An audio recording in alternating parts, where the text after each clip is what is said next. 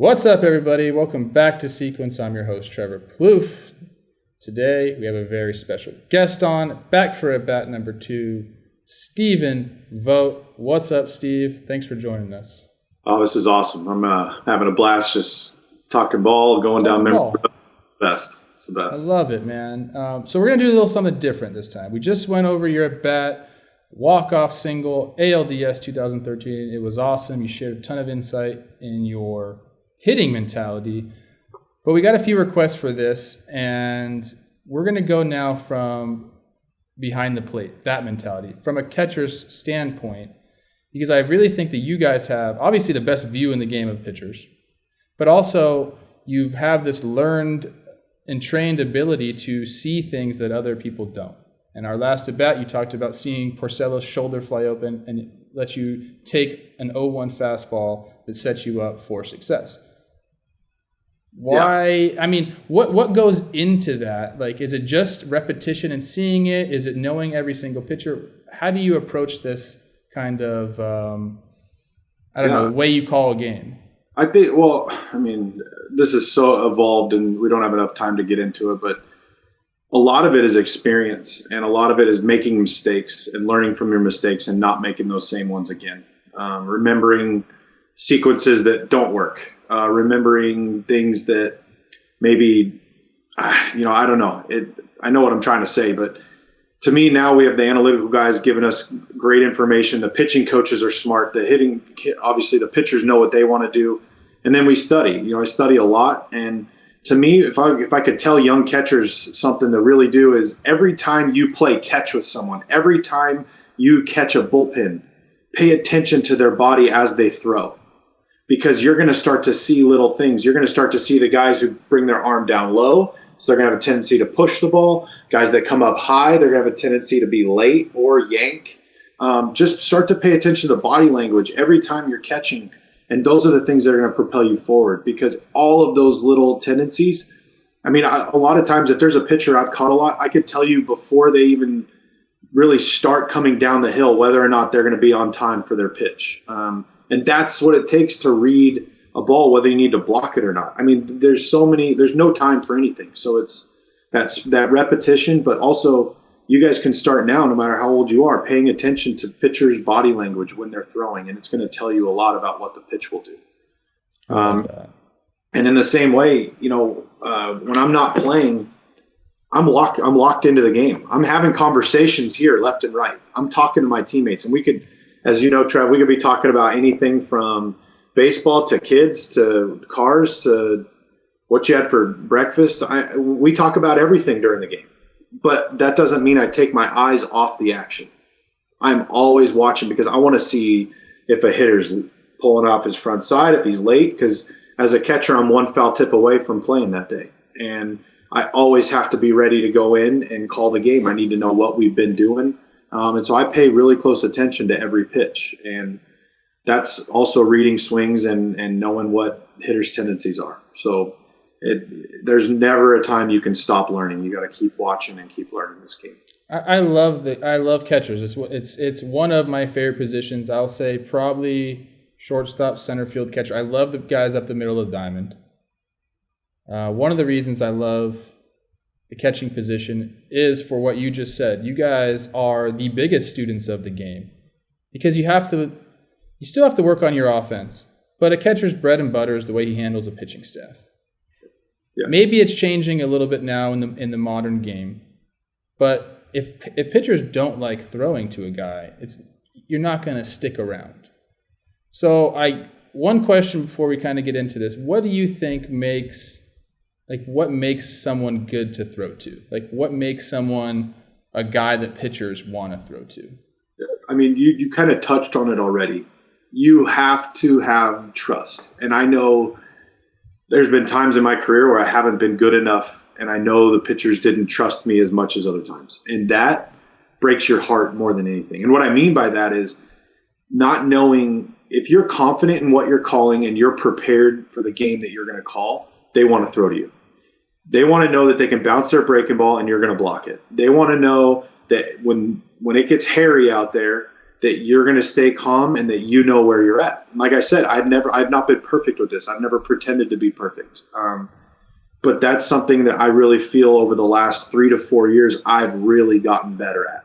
And I've dedicated myself to that. And so for me, I always tell the pitchers this, I'm like, you're going to throw to catchers that are 1,000 times better than me, but no one's going to love you more.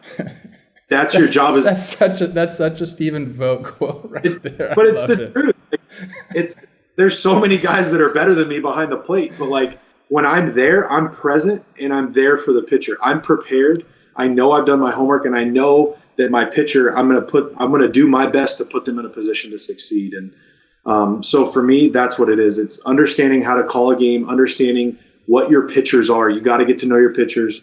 But game calling and leadership are the number one things that you could do as a catcher. And then the X's and O's, those take care of themselves. You have to work. That, as we talk about all the time, yeah. Trevor, like physical work is never something you should brag about. I don't need to post that I'm in the weight room. I don't need to post that I'm walking. Like, you should be doing those things. Yeah.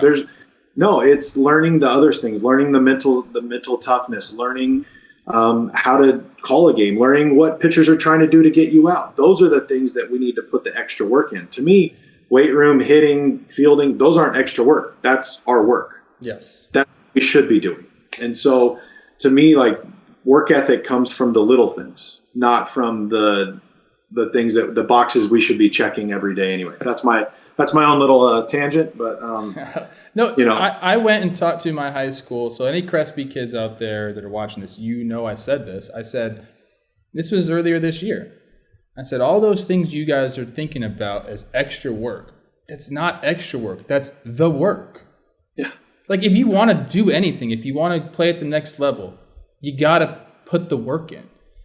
It's not just go to practice and go to the game. That's not going to get it done. It's extra for an infielder. Extra ground balls, take as many as you can. You don't have to be in the cage a ton, but get your butt in the cage a little bit extra. Like, go work on these things and don't consider it extra work. It is just the work. You're right, and I think we take 100 swings a day for 4 in the game. We take 100 ground balls a day for 5 or 6 in the game. Maybe. I work on blocking every day for the 5 or 6 balls I need to block. I throw down in between innings 9 times in case 2 guys steal. Like, everything we do is for that one rep. Yes. The one rep. So anyway, I know we got a little bit off subject, but that's, for me, catching is, you got to be selfless. It is not about you. And it's just like, I had someone tell me one time, when you're a catcher, when you do something well, it's we. When you do something wrong, it's I. And that is 100% truth, because as a catcher, you're only as good as your pitcher that night. And you should be hurting right along with them if they have a bad outing. You're the best. Let's get into this. I'm going to let you taste yourself real quick before we go into what we're going to show. So you said you double switched in like the 5th. I see now that you're already 2 for 2. This is your first game as a San Francisco Giant. Correct, yes. So this is May of 2019. I missed all of 2018 with a shoulder injury. This was my first game back playing in the big leagues since the last game of the season in 2017. So this has been a year and a half, wondering if I'd ever make it back. I got called up spent April of 2019 in AAA, and got called up May 1st. And this was my first game back. I double switched in. We were down 8-0 in the 5th. And I hit a double. I think a double in the 6th. I singled in the 8th. And then coming up here in the 9th with 2 outs and nobody on, facing Raisel Iglesias, who's absolutely punched my ticket my whole career.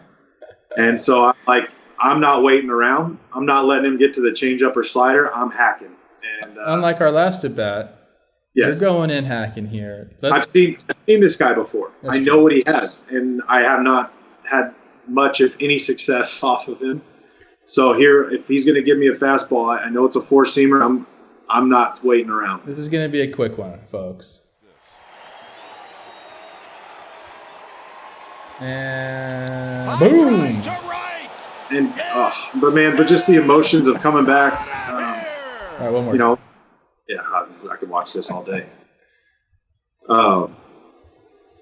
But I love the body language in this whole thing. You know, if you look at Barnhart, you look at Iglesias, like it's just the body language says it all. Like we have so many emotions. Look at that. Just, I mean, what a beautiful spot right there. Like, and you are feeling it. Oh, I'm on cloud nine. Tucker's back there, not having a good time. No, because he's probably played the whole game. He's seen it. He's squandered an 8-run lead. They're like, oh man, okay. I know this has not been a good game, but we're 1 out away. We've got this thing. Here we go. And then, oh man. He's also thinking, we got extras now. I got to catch more. Yeah. No, we never think like that. Okay, so we get this little taste yourself video. So you tied the game up. Had obviously an amazing game already, but we're going from the catcher's perspective now. So I got to take us to the end of the game. But I'll let you. Yeah, I don't mind watching that, but I mean, just while you're getting to the next clip, like that game was so special. I grew up a Giants fan. I had come back at 34 years old from my second shoulder surgery, and just to come back and we have this comeback victory like this, and to contribute to it. And my whole family had flown in. You know, my wife, 3 kids, they were all there right there, and it was so awesome. I'm smiling, man. I don't know if you see me. I love it. All right. Set this up a little bit for us. 12-11, you guys took the lead. This is now the bottom of the 11th. We got Will Smith on the mound, who I faced as a starter in Kansas City. Nasty stuff, but one of those guys that went to the bullpen and really found his calling. You're behind the dish here. What do you got? Yeah. Well, so obviously Longoria hit a go-ahead homer in the top of the 11th. And Geeter.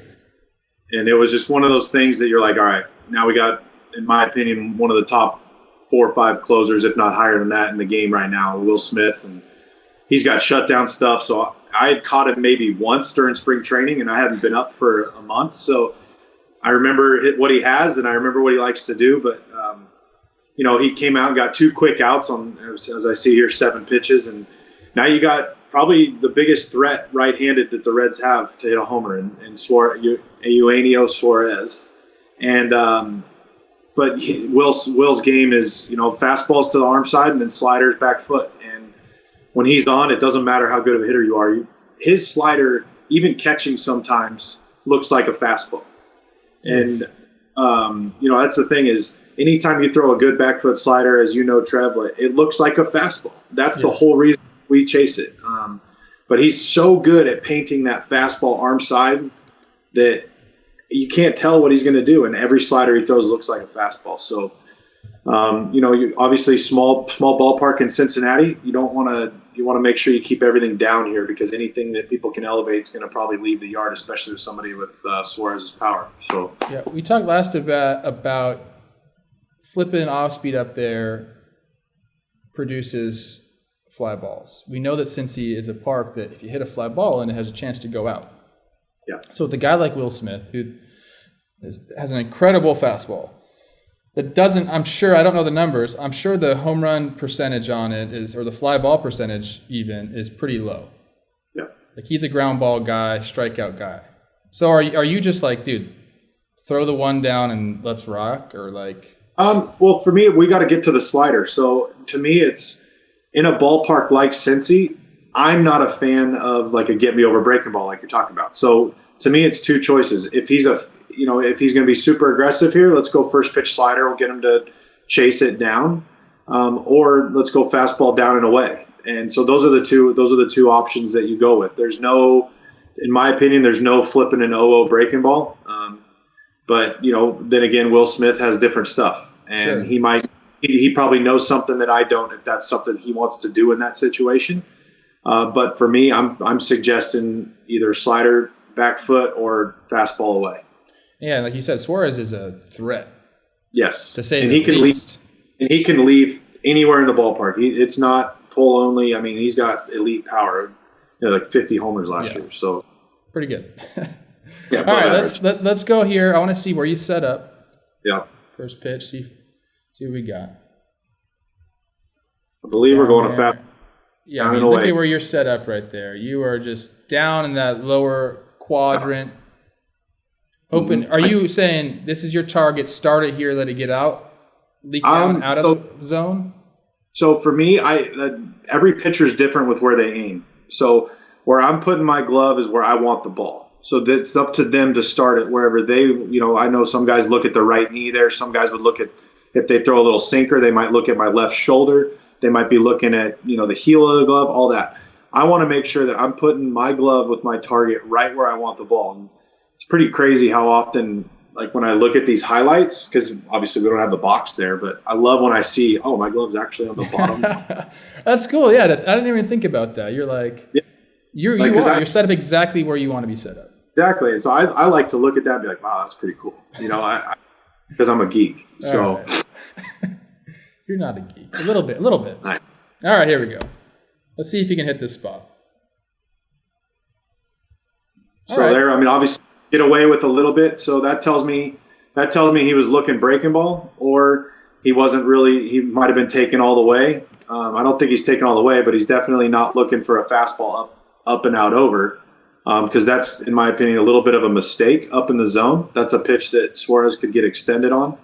But obviously get away with it. That's half the battle in baseball is, still a very good pitch, but not where we wanted it. I'm thinking as a hitter here, he knows what Will does with his ball. That's not the zone you're looking in. No, you're not looking up. You'd like it if you said, okay, I'm going to cheat to this zone, he's going to throw it here, but he doesn't throw the ball up there that often, so you're really not looking there. I think that might have caught him by surprise. For sure. Because he's a little late, too. If you watch the way you watch him when he's coming, watch his body language.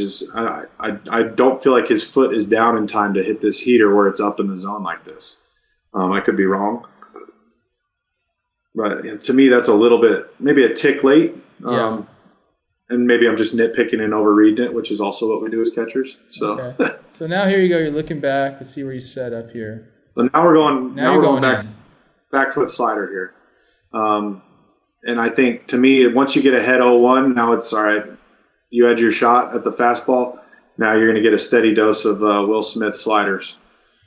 So again, here you are set up right outside the K zone. I don't know how accurate that is. But you are putting the glove exactly where you want that ball, just off the plate, inside, because you want a swing and miss.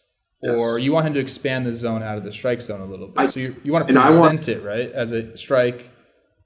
I want to present it as a strike, but I also want my pitcher to see where I set up. This is where you're going to hit it. You're going to miss here. You're not going to miss over the plate. If I set up on the plate here, and then he misses a little bit arm side, that ball's right in the money hole for Suarez. So I got to give him a good tunnel to where he feels like even if he misses it a little bit arm side, it's still going to end up on the corner. When we're in an 0-1 count, we want to expand the zone a little bit with it. When on the slider that he throws, is that his tendency to miss arm side with it? Him, no. But obviously every pitcher, I want to make sure that when we're setting up, I give them the idea that we're not going to miss over the white part of the plate. Sure. So much of pitching is knowing where they can miss and where they want their miss to be. And so for me, I try to give them that with the target. Okay. Here we go. And that's just filthy. That is filthy because it comes out like a heater. Yes, that looks exactly. It looks exactly like the heater that he just threw, kind of up and away.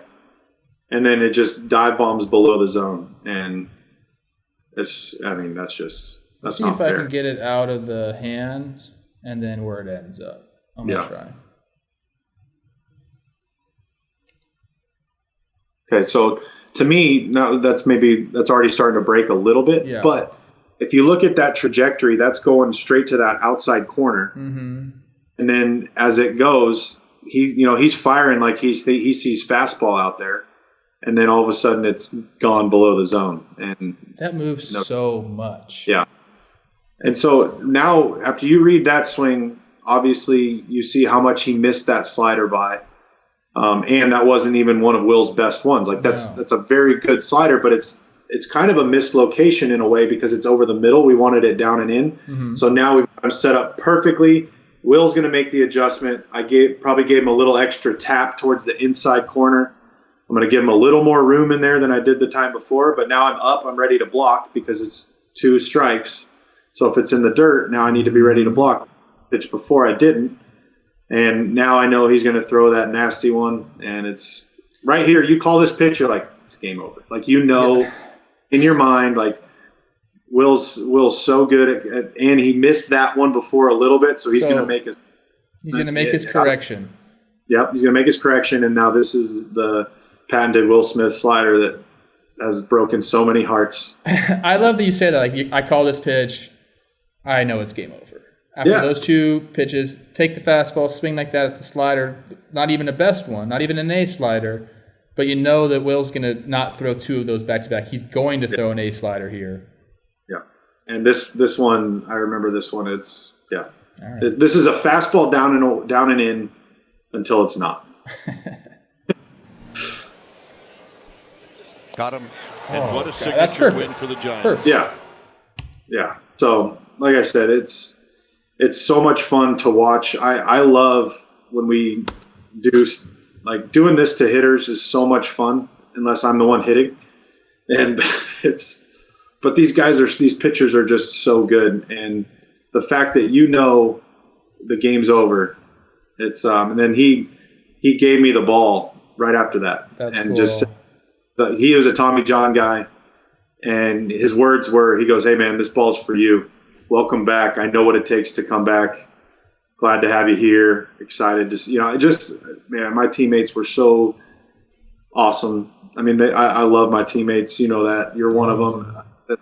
And these guys treated me.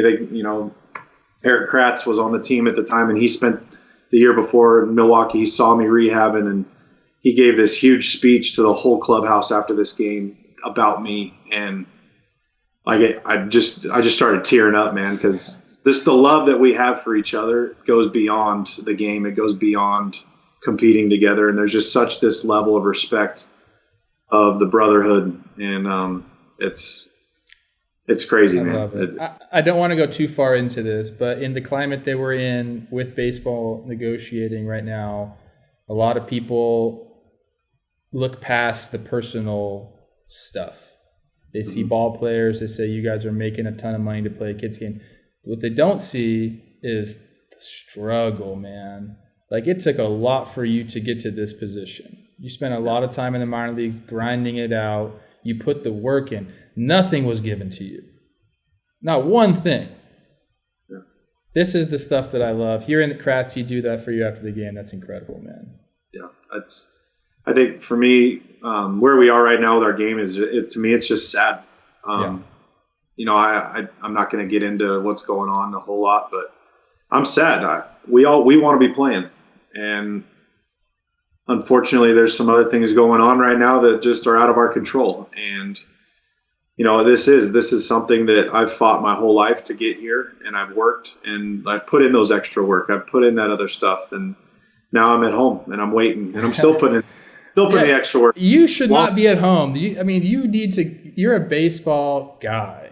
Yes, I'm not good. I'm not good unless I'm. Well, I'm good, but I'm not good unless I love who I am when I get to do what I love most, and I think that's most humans. When we get to do what we love most, we're better people. Yes. And that being said, I've enjoyed the time at home with the family. This has been so incredible to get this little chance to watch my kids grow up every day without traveling, and I'm ready to go. My wife's arm is killing her. She needs to stop playing long time.